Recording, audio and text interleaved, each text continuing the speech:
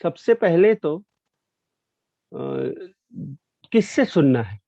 सबसे पहले अथॉरिटेटिव होना चाहिए, जो जिससे हम भागवतम सुन रहे हैं। जैसे यहाँ पर भगवान शंकरशन से, स्वयं भगवान से सनत कुमार सुन रहे हैं। तो जो कहने वाला है वो भी बोनाफाइड है, अथॉरिटेटिव है। जो सुनने वाले हैं वो भी सक्षम है इस भागवतम को ग्रहण करने के लिए। तो यही विधि है भागवतम को सुनने कहने का। तो यहाँ पर सबसे पहले याद रखना है, बोनाफाइड पर्सनालिटी से हमें भागवतम सुनना है। सेकंड, जो भागवतम सुनते हैं उनका एक उद्देश्य होना चाहिए कि ये दोबारा इसी प्रणाली में रहकर इस भागवतम का प्रचार करें। तो यानी कि दो चीजें हो गई, एक परंपरा प्रणाली, दूसरा बोनाफाइड आचार्य, तीसरा प्रचार। तो ये तीनों चीजें बहुत आवश्यक है अगर भागवतम के ज्ञान को बनाए रखना है। तो इस तात्पर्य में यही श्रील प्रभुपाद इन्हीं तीनों चीजों पर जोर दे रहे हैं। जैसे कि हम सब जानते हैं परंपरा कितना आवश्यक है। श्री भगवान श्री कृष्ण भी भगवद गीता में इस पर बहुत जोर डालते हैं। जैसे चौथे अध्याय में हम सब जानते हैं कि भगवान श्री कृष्ण कहते हैं इमं राज ऋषियो विदु इमं विवस्वते योगम। ये मतलब मैंने इस योग को विवस्वान से कहा, प्रोक्तवान हम अव्ययम विवस्वान मने प्राह मनुर इक्ष्वाकु अभ्रमित। तो यानी कि मैंने मैं जो योग विधि है अर्जुन, मैं तुम्हें जो बता रहा हूँ ये कोई नई बात नहीं है। मैंने इसको पहले भी बताया है विवस्वान को। विवस्वान यानी कि सूर्यदेव, जो इस समय हमारे सूर्यदेव है उनका नाम है विवस्वान। तो विवस्वान को मैंने ये बताया था कई वर्षों पूर्व। विवस्वान ने इस योग को मनवे प्राह, मनु को बताया। प्राह, प्राह का अर्थ है बताया, बताना जरूरी है।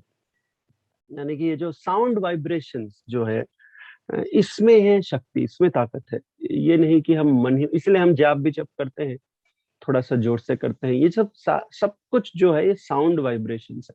जैसे भागवतम हो या हरिनाम संकीर्तन हो, वे इस भौतिक जगत के अक्षर नहीं है, या फिर इस भौतिक जगत के साउंड्स नहीं है, भौतिक जगत की वाणी नहीं है। ये सब आध्यात्मिक जगत से वैसे के वैसे ही आ रहा है। क्यों आ रहा है? जैसे कि हमने देखा भगवान स्वयं कह रहे हैं कि नहीं, शंकरशन स्वयं कह रहे हैं सनत कुमार से, तो ये भगवत धाम से आते हुए वाणियां हैं। इसीलिए ये साउंड वाइब्रेशंस जब हमारी इंद्रियों को हिट करते हैं, टच करते हैं, तो हमारी सारी इंद्रियां शुद्ध हो जाती हैं। तो इसी प्रकार ये साउंड वाइब्रेशंस को इसलिए प्राहा लिखा है, टोल्ड, कहना बहुत जरूरी है। इसका प्रचार करना बहुत आवश्यक है। इसके प्रचार करने के माध्यम से ही शुद्धता यानी कि प्योरिटी आ सकता है। तो इसी प्रकार मनु इक्ष्वाकुर अब्रवीत, तो मनु ने इक्ष्वाकु से कहा। तो इस प्रकार यह भागवतम धीरे धीरे या फिर भगवत ज्ञान धीरे धीरे आ रही है। भगवान भी, श्री कृष्ण भी यही कहते हैं भगवत गीता में, एवं परंपरा प्राप्तम एवं राजर्षियो विदु। इसी प्रकार है अर्जुन, परंपरागत यह ज्ञान आते जा रही है, बढ़ते जा रही है आगे। महतः सकालेन नष्ट योग परंतः, लेकिन ये जो महान योग है ये इस समय नष्ट हुआ प्रतीत हो रहा है कि नहीं? तो सवाल यहाँ यह उठता है, भगवान की वाणी, भगवान की बताई हुई विधि सका लेना, काल कैसे इसको नष्ट कर सकती है कि नहीं? यानी कि फिर काल भगवान एवं भगवान की वाणी से उत्तम हो गया, है कि नहीं? समझ रहे हैं आप लोग बात की? ये जो भगवान कहते हैं सकाले न महतः उपनष्ट परंतप, प्रतीत होता है ऐसा कि काल के प्रभाव से यह योग लुप्त होता जा रहा है। तो इस काल ने क्या योग को नष्ट कर दिया है? काल योग को नष्ट कर सकता है? अगर काल योग को नष्ट कर सकता है तो काल बड़ा है कि नहीं? फिर हम काल की पूजा करेंगे, है कि नहीं? कुछ लोग करते हैं ना, महाकाल, काल की पूजा करते हैं, काली की पूजा करते हैं, काल की पूजा करते हैं, इसी प्रकार। लेकिन ऐसा नहीं है। फिर किसको नष्ट कर रही है? समय किसको नष्ट कर रहा है? काल किसको नष्ट कर रहा है? कोई बता सकता है यहाँ पर? योग को तो नष्ट नहीं कर सकते क्योंकि भगवान की वाणी है कि नहीं? तो काल नष्ट क्या कर रहा है? ये भगवत गीता में ही बताया गया है। काल क्या नष्ट करती है? अनम्यूट करके बोल सकते हैं। अब प्रभु जी गुरु परंपरा नहीं नहीं, गुरु परंपरा तो है ना हमारे पास अभी, अरे है कि नहीं? हाँ। Yes ma'am. काल बुद्धि को नष्ट करता है। हाँ, correct correct, to some extent, yes correct, that's right. काल, जैसे भगवद गीता में एक श्लोक है, मुझे संख्या तो याद नहीं, कालोस्मि लोक क्षयकृत प्रवृद्ध, है कि नहीं? अगर आप उस श्लोक देखेंगे, अगर आपके पास अभी होगा, कालोस्मि, भगवान कहते हैं मैं ही काल हूं, लेकिन क्या नष्ट कर रहे हैं? क्षतक्रिय किसको कर रहे हैं? लोक में किसकी क्षति क्षति कर रहे हैं भगवान? प्रवृद्ध। प्रवृद्ध यानी कि प्रवृद्ध, कोई बता सकता है क्या? क्या नष्ट कर रही है? हमें पता होना चाहिए ना, काल क्या नष्ट कर रही है कि नहीं? अगर जब तक हमें पता नहीं तो वो चीज को ही तो हमें संभालना है कि नहीं? जब जब सब कुछ है, परंपरा है, ज्ञान है, गुरु है, शास्त्र है, लेकिन काल कुछ नष्ट कर रहा है पीछे से। क्या नष्ट कर रहा है? तो उसको, सिर्फ उस चीज को हमें संभाल के रखना है जीवन में। प्रवृद्ध का अर्थ क्या हुआ भगवत गीता में? अगर कोई तो एंगेज लिखा है प्रभु जी। यस यस, एंगेज मतलब सेवा। एंगेजमेंट। एंगेजमेंट क्या नष्ट कर रहा है हमारा? एंगेजमेंट क्या है? Devotional service. Exactly, service. Service तो ये नष्ट कर रही है काल, है कि नहीं? हमारा जो वास्तविक सर्विस है, एंगेजमेंट है, वो क्या है? एंगेजमेंट यानी कि सर्विस। हमारा वास्तविक सर्विस क्या है? जीव का स्वरूप क्या है? भगवान से जुड़े रहने का। हाँ, इसको नष्ट कर रही है काल। हाँ, इसको नष्ट, बिल्कुल बिल्कुल। तो समय के चलते, युग के बढ़ते बढ़ते इस सेवा भाव को नष्ट कर रही है कि नहीं? आप लोग समझ रहे हैं कि नहीं? करेक्ट है कि नहीं सब लोग? यस, इसको नष्ट कर, काल और कुछ नष्ट नहीं कर रहा है। काल ना भगवान को नष्ट कर सकता है, काल ना भगवान के योग को नष्ट कर सकता है, काल ना गुरु परंपरा को नष्ट कर सकता है, काल ना शास्त्र को। फिर क्या नष्ट क्या हो रहा है? हमारी जो प्रवृत्ति है, प्रवृत्त है इसलिए भगवान की सेवा करने की जो प्रवृत्ति है, इच्छा है, उसको नष्ट कर रही है। इसको काल नष्ट कर। तो इसके वजह से भगवान कह रहे हैं, युग के बढ़ते हुए लोगों की इच्छाएं भौतिक आस्वादन में बढ़ रही है और मेरी सेवा में कम हो रही है। तो ये, इसको धर्म की ग्लानि कहते हैं। यदा यदा हि धर्मस्य ग्लानिर्, इसको, ये ग्लानि है, यही एकमात्र ग्लानि है कि भगवान के उद्देश्य को पूरा करने में हमें कोई इच्छा नहीं है। यह धर्म की, ये धर्म का वास्तविक ग्लानि है। ये हमें याद रखना है कि ग्लानि, धर्म को ग्लानि पहुंच रही है, आ रहे, क्या ग्लानि है? क्या ये ग्लानि? यह है कि हमारा वास्तविक स्वरूप जो है कृष्ण की सेवा करना है। अब वो दूसरे प्रवृत्तियों द्वारा छिपा जा रहा है, भौतिक प्रवृत्तियों द्वारा। जैसे कि चैतन्य चरितामृत में भी कहा गया है, कृष्ण भक्ति नित्य सिद्ध, कृष्ण भक्त साध्य कबूल हुए। जो कृष्ण भक्ति जो है, श्रवणादि शुद्ध चित्तेन हो रहे होय उदय, जो चित्त के भीतर कृष्ण भक्ति यानी कि कृष्ण भाव, कृष्ण सेवा करने की इच्छा है वास्तविक में, लेकिन ये जो है ढका जा रहा है काल के प्रभाव से। क्या हो रहा है? भौतिक जो गुण है वो इसको ढक रही है। तो इसलिए जो भौतिक प्रवृत्तियां हैं वो इस वास्तविक प्रवृत्ति को ढक रही। ये हो रहा है समय के बढ़ते हुए। सतयुग में ऐसा नहीं था, कम था ये प्रवृत्ति, कलयुग में आने तक बहुत अधिक हो जाती है। तो यही इस वजह से कलयुग के प्रारंभ में ये सब किया जा रहा है। भगवत कथा, भागवतम का अध्ययन, सब कुछ कलयुग के प्रारंभ में इसको दोहराया जा रहा है, मतलब रिवाइव किया जा रहा है, क्योंकि कलयुग में काल का प्रभाव बहुत अधिक होगा। तो इस प्रकार से हमें ये जानना है कि जो कृष्ण भक्ति है वो सबके कहाँ पर है, सब कहाँ पर भी कहाँ पर है कृष्ण भक्ति छुपा हुआ? हमारे हाथ में है, सर में है, कहाँ पर है कृष्ण भक्ति? कहाँ? सबके हृदय में, हृदय में, हृदय में, हृदय में। तो शुद्धिकरण किसका करना चाहिए हमें? हृदय का। हृदय का। हाँ, चेतो दर्पण मार्जनम, है कि नहीं? इसलिए तो चित्त के दर्पण को मार्जन करने के बाद चैतन्य महाप्रभु कर रहे। तो इसको शुद्ध करना ही उद्देश्य है धर्म का। तो भले फिर आप भक्ति योग लो, ज्ञान योग लो, ध्यान योग लो, कर्म योग लो, जो भी हो, अगर ये हृदय शुद्ध नहीं हो रहा है, यानी कि हृदय के भीतर अभी भी इच्छाएं हैं, तो फिर हम लोग सक्सेसफुल नहीं है, योग के मार्ग पर सक्सेसफुल नहीं है।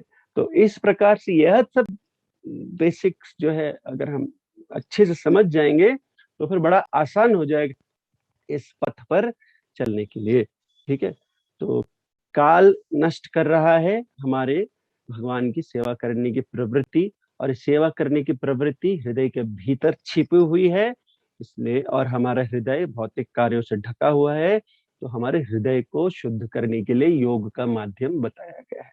भले फिर वो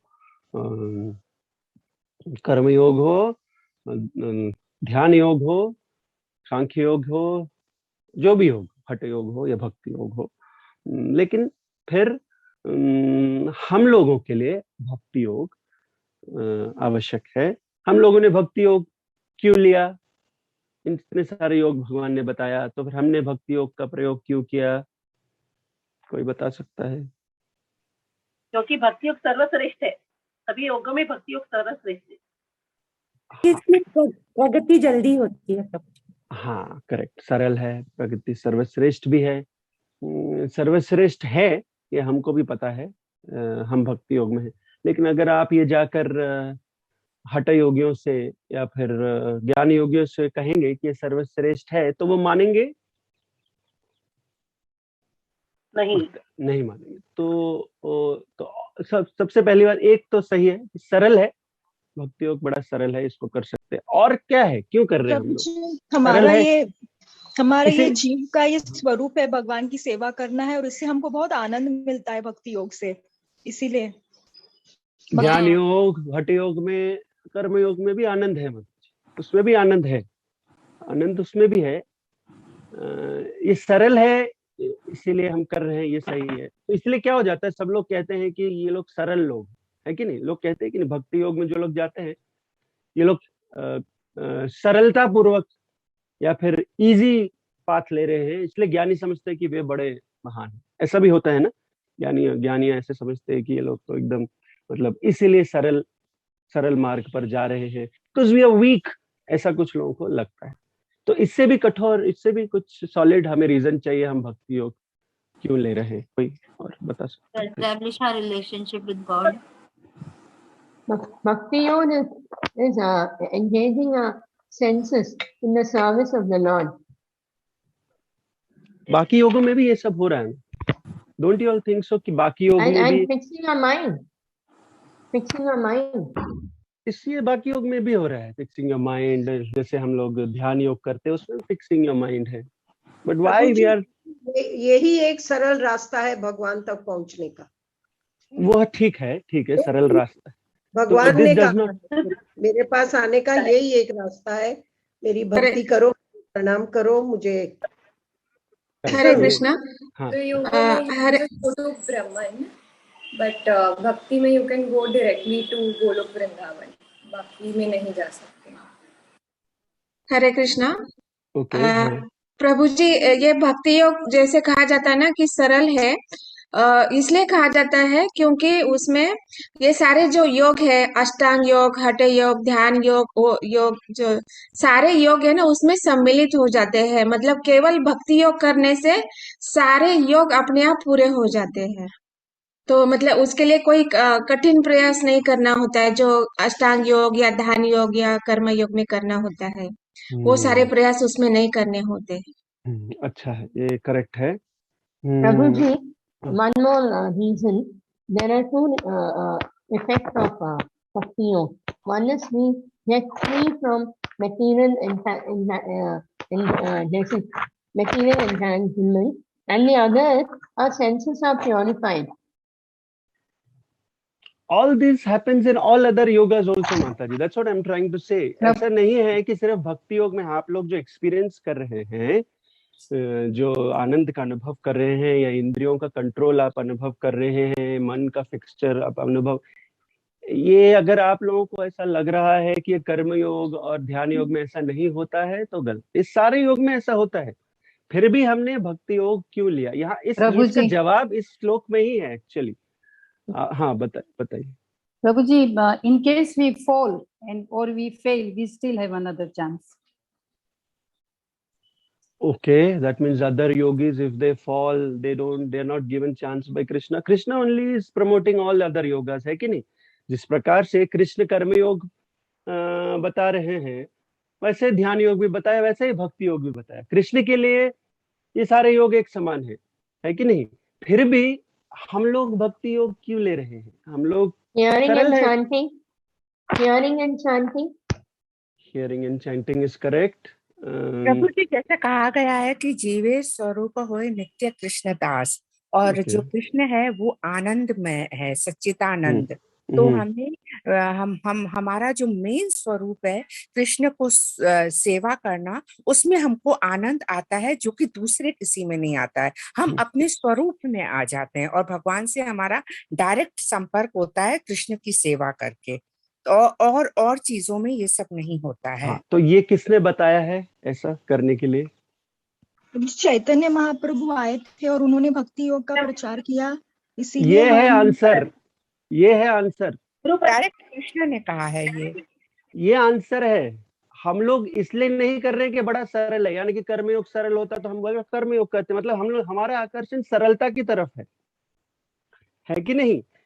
ये इसलिए नहीं कर रहे हैं कि ऐसा, इसलिए कर रहे हैं क्योंकि हमारे गुरु, हमारे अर्जुन ने किया है, इसलिए हम कर रहे हैं.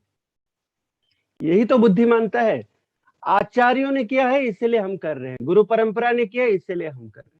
इसका और कोई उद्देश्य नहीं है भक्ति योग करने का. भक्ति योग से ही, जैसे आप लोगों ने कहा, भगवान का सर्वोत्तम धाम प्राप्त किया जा सकता है. भगवान भी कहते हैं इसी वजह से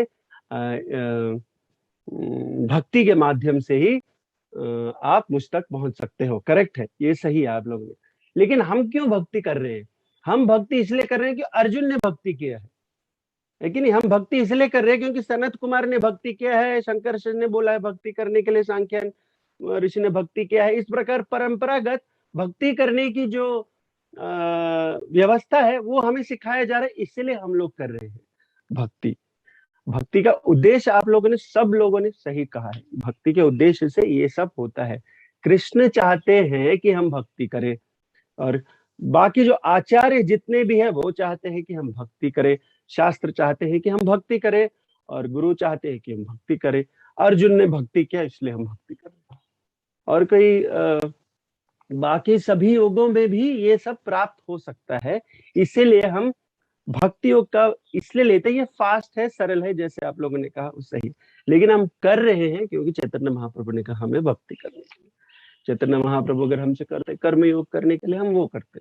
चैतन्य महाप्रभु कहते कि हमसे ध्यान योग करने के लिए, वो, क्योंकि चैतन्य महाप्रभु ने देखा कि कलयुग में ये सब संभव नहीं है और ये सब ठीक से नहीं किया जाएगा, इसलिए हमें भक्ति योग का सिद्धांत दिया है. और भक्ति योग का सिद्धांत क्योंकि हमें बोला गया है करने के लिए, इसलिए हम इसको परंपरा कहते हैं. इसी को परंपरा कहते हैं. परंपरागत हमें ये बताया गया है कि हमें कृष्ण की भक्ति करनी है. कृष्ण का, इसी से हमें गुरु का पता चलता है. गुरु का उद्देश्य और कृष्ण का उद्देश्य सेम होना चाहिए. कृष्ण का उद्देश्य आप भगवद गीता में सभी जानते हैं, सर्वधर्मान परित्यज्य. भगवान कह रहे हैं मेरी भक्ति करो. तो गुरु कैसा बोनाफाइड है, अथॉरिटेटिव है, इसको पता करने का एक ही तरीका है. अगर गुरु भी यही बात हमसे कह रहे हैं, सब कुछ छोड़ो और भगवान की भक्ति करो, इसलिए हमें भक्ति करनी है. इसलिए हमें फिर भक्ति में आने के बाद हम देख सकते हैं कि भक्ति सरल है. भक्ति में आने के बाद हम देख सकते हैं कि हमारी इंद्रियां कंट्रोल में है. भक्ति में आने के बाद हम देख सकते हैं कि हमारा मन फिक्स्ड है. और भक्ति में आने के बाद हमें बहुत सारी चीजों का पता चलता है. भक्ति में आते कि नहीं, हमारा कर्मयोग, ध्यान योग, ज्ञान योग सब परफेक्ट हो जाता है भक्ति में आते कि नहीं. लेकिन हम भक्ति इसलिए कर रहे हैं क्योंकि अर्जुन ने किया, भक्ति इसलिए कर रहे आचार्यों ने किया, भक्ति इसलिए कर रहे क्योंकि गुरु ने कहा, भक्ति इसलिए कर रहे क्योंकि चैतन्य महाप्रभु ने कहा। ठीक है, हम इसलिए परंपरागत का अर्थ यही है, हम वही करेंगे जो हमारे गुरु या आचार्य बोलेंगे, इसको परंपरा कहते हैं। ठीक है, तो परंपरा का अर्थ केवल यही नहीं है कि हमने ज्ञान ले लिया, उद्देश्य नहीं लिया। आप लोग इस बात को समझ रहे हैं, हमने ज्ञान ले लिया, लेकिन काफी सारे गुरु होंगे जो ज्ञान में उत्तम होंगे, अति उत्तम, सारे भागवतम, सारे भगवद गीता, सारे शास्त्रों के श्लोक उन्हें रट होंगे, उद्देश्य का कोई उन पर ध्यान नहीं देंगे। उद्देश्य जो है वो बदलना नहीं चाहिए। जैसे कोई डॉक्टर है, डॉक्टर का जो उद्देश्य है केवल एक ही है, क्या है? स्वास्थ्य, जो रोगी है उसके स्वास्थ्य का, तो रिवाइव है उसको हिंदी में, स्वास्थ्य का स्वस्थ बनाना, योगी को स्वस्थ बनाना ही डॉक्टर का उद्देश्य है। इस उद्देश्य के अलावा अगर वो कोई और उद्देश्य उसके जूनियर डॉक्टर को सिखाता है, जो उसके अंडर प्रैक्टिस कर रहा है कि भाई इससे हम बहुत पैसा बना सकते हैं, इसमें बहुत ज्ञान है, तुम्हें नोबेल प्राइज मिलेगा, इसमें ये है वो है, ऐसा करके अगर वो सिखाएगा तो मतलब वास्तविक उद्देश्य क्या है डॉक्टर बनने का, मेडिसिन से हम रोगी के स्वास्थ्य से मुक्त कर दे, रोगी को अस्वास्थ्य से मुक्त कर दे, स्वस्थ बना दे। ये इस उद्देश्य को छोड़कर बाकी कोई भी डॉक्टर यानी कि डॉक्टर नहीं है, भले ही उसे नोबेल प्राइज मिला हो, लेकिन केवल इस उद्देश्य के पीछे जो काम करता है वो सही डॉक्टर है। भक्ति योग भी ऐसा ही है, हम केवल उद्देश्य से आकर्षित है कि कैसे ना कैसे करके ये न के न प्रकार मन कृष्ण निवेश, मन को कृष्ण की सेवा में, इंद्रियों को कृष्ण की सेवा में, जीवन को कृष्ण की सेवा में, क्योंकि कृष्ण ये चाहते हैं, ये कृष्ण का उद्देश्य है। तो गुरु हमारे तभी बोनाफाइड हो सकते हैं जब गुरु कह रहे हैं हमें कृष्ण की सेवा करनी है। इसके अलावा जो भी चीज है, इसीलिए हम भक्ति योग लेते हैं। बाकी योगों में भी इंद्रियों का संयम है, बाकी योगों में ही भी क्या बोलते हैं, माइंड का फिक्सचर है, सब कुछ है बाकी योगों में भी, लेकिन ये उद्देश्य में वो लोग ध्यान नहीं दे रहे हैं। ये उद्देश्य केवल परंपरागत जो आचार्य आते हैं वही हमें सिखा सकते हैं, इसलिए वो कह रहे हैं हमें भक्ति योग करना, इसीलिए हम लोग भक्ति योग कर रहे हैं। ये हुई एक बात। दूसरी बात, एक और बात, जैसे हमें पता चल गया कि गुरु बोनाफाइड कैसे है, परंपरा से हमें ये सीखना है, तो हमें कैसे पता चलेगा कि ये जो गुरु है हमारे परंपरा, ये हमें पता चलेगा अगर भगवान का उद्देश्य और गुरु का उद्देश्य एक हो सॉरी, इससे हमें पता चल जाएगा। अभी दूसरी बात, ये गुरु किस प्रकार का, हमें कैसे पता है इस गुरु के अंडर हम काम करके बोनाफाइड हमें हमारे भीतर भक्ति योग में प्रगति हो रही है, ये भी हमें पता करना बहुत आवश्यक है।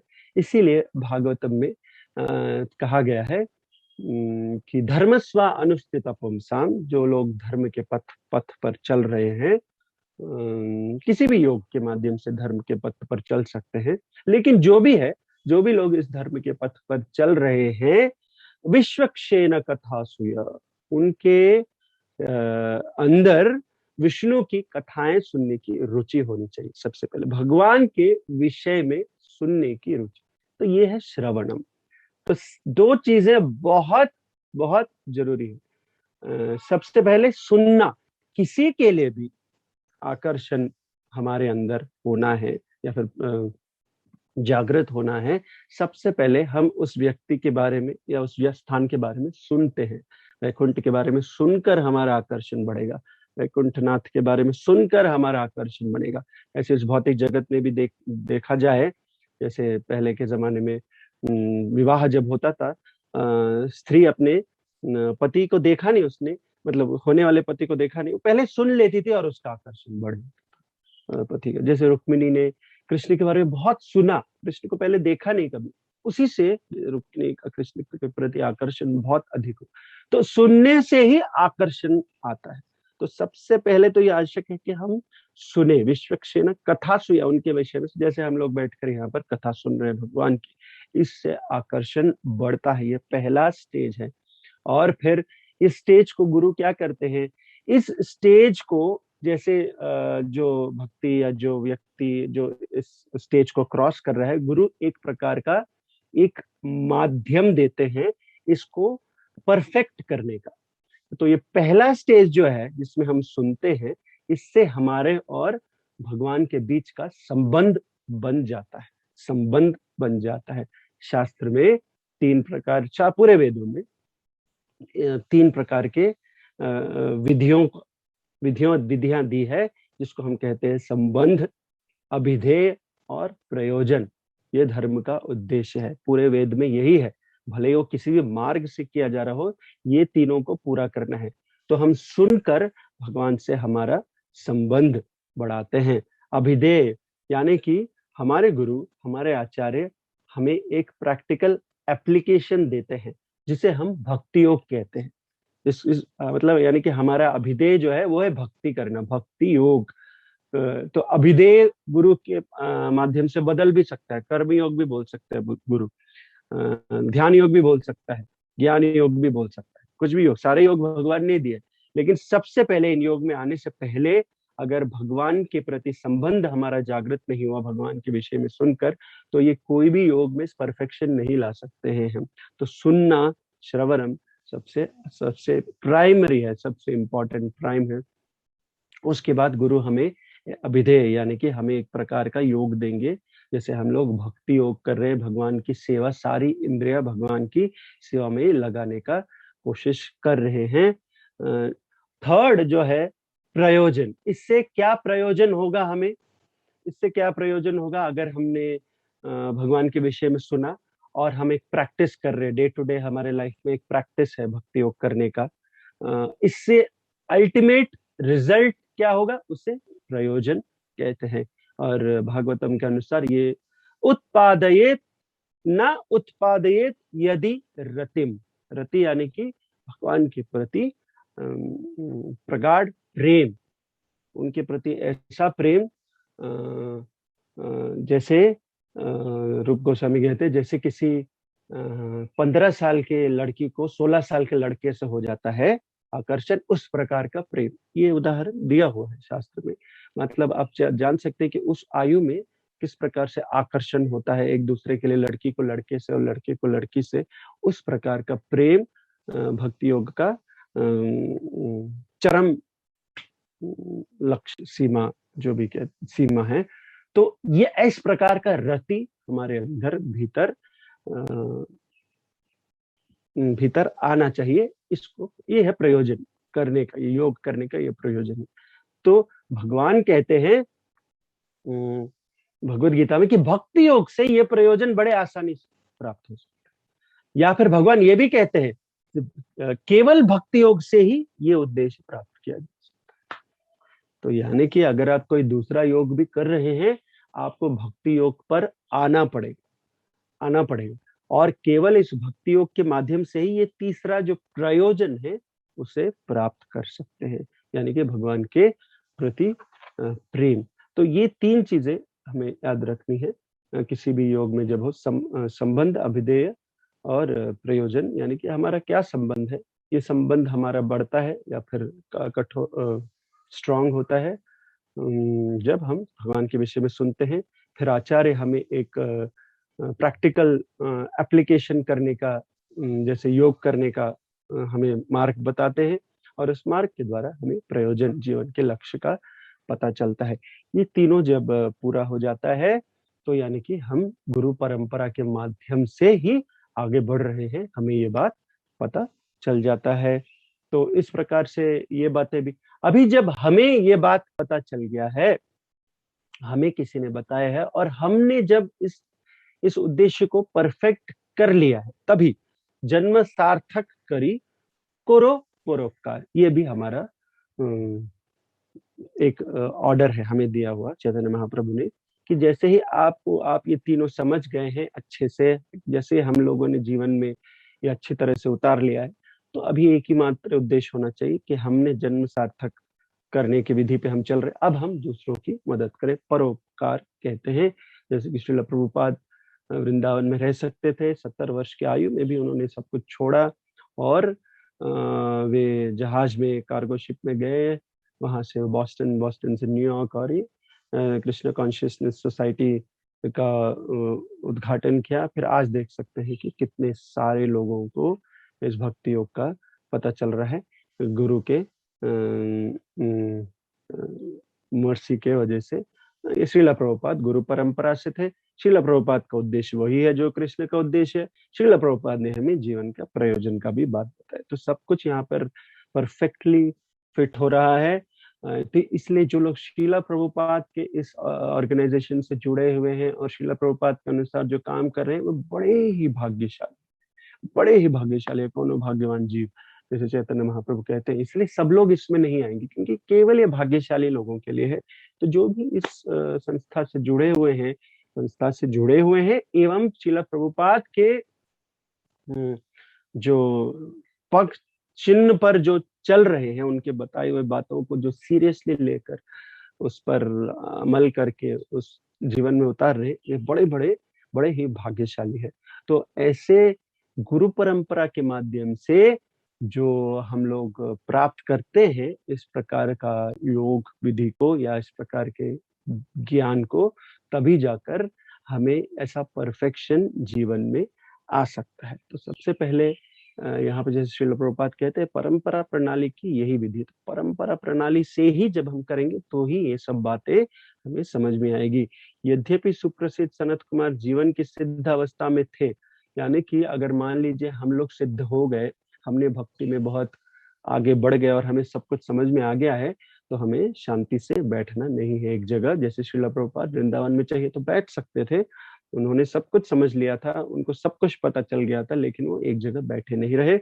उसी प्रकार यहाँ पर बताया जा रहा है कि सनत कुमार भले ही सब कुछ उन्हें पता चला था, सब कुछ उन्हें मालूम था, फिर भी उन्होंने क्या किया, फिर भी उन्होंने भगवान शंकरशन से श्रीमद् भागवत का संदेश सुना। तो हमें सुनना भी है और उसका कीर्तन करना भी है, भले ही हम एकदम परफेक्शन ले ले भक्ति में। इसी तरह सांख्यायन ऋषि द्वारा पूछे जाने पर सनत कुमार ने भगवान शंकरशन से जो संदेश सुना था उससे कह सुनाया। पहले उन्होंने श्रवण किया अथॉरिटेटिव स्टेटमेंट अथॉरिटी से, फिर उन्होंने कीर्तन किया। दूसरे शब्दों में, जब तक कोई उचित अधिकारी से नहीं सुन लेता तब तक वह उपदेशक नहीं बन सकता। तो परंपरा प्रणाली की यहाँ दोबारा बात हो रही है। हमें केवल उस परंपरा के माध्यम से ही आगे बढ़ना है। जैसे कि मैंने कहा था, उद्देश्य नहीं बदलना चाहिए। कई लोग प्रणाली से आकर्षित हो जाते हैं, प्रणाली के उद्देश्य से दूर चले जाते हैं। उद्देश्य वहीं का वहीं रहना चाहिए। तो यही सफलता है योग का। इसीलिए भक्ति योग में 9 बातों में से 2 बातें श्रवण तथा कीर्तन सर्वाधिक महत्वपूर्ण है। ठीक से सुने बिना कोई व्यक्ति वैदिक ज्ञान से संदेश का प्रचार नहीं कर सकता। तो जब आप ठीक व्यक्ति से सुनेंगे तो हमारे भीतर भक्ति हमारे भीतर वैराग्य एवं ज्ञान उत्पन्न करना चाहिए। ये दोनों बहुत आवश्यक है। भावुक होकर अगर हम भक्ति करेंगे तो नीचे गिरने का बहुत खतरा रहता है। इसीलिए अगर ध्यान पूर्वक कोई भागवतम सुनता है बोनाफाइड आचार्य से, जैसे श्रील प्रभुपाद हमें यहाँ पर बता रहे हैं, उनसे हम ध्यान पूर्वक सुनेंगे तो हमारे भीतर वैराग्य एवं ज्ञान अपने आप आ जाएगा, ऑटोमेटिकली आ जाएगा। लेकिन अगर हमें भक्ति एवं इस विधि को करने की बेसिक्स हमें समझ में नहीं आ रहा है, या फिर हम इसको इसलिए कर रहे हैं कि हमें बड़ा सरल लग रहा है, तो देखा जाएगा तो भक्ति कोई सरल नहीं है। भक्ति में भी वैराग्य है, भक्ति में भी ज्ञान पता करना है, सब कुछ होना चाहिए।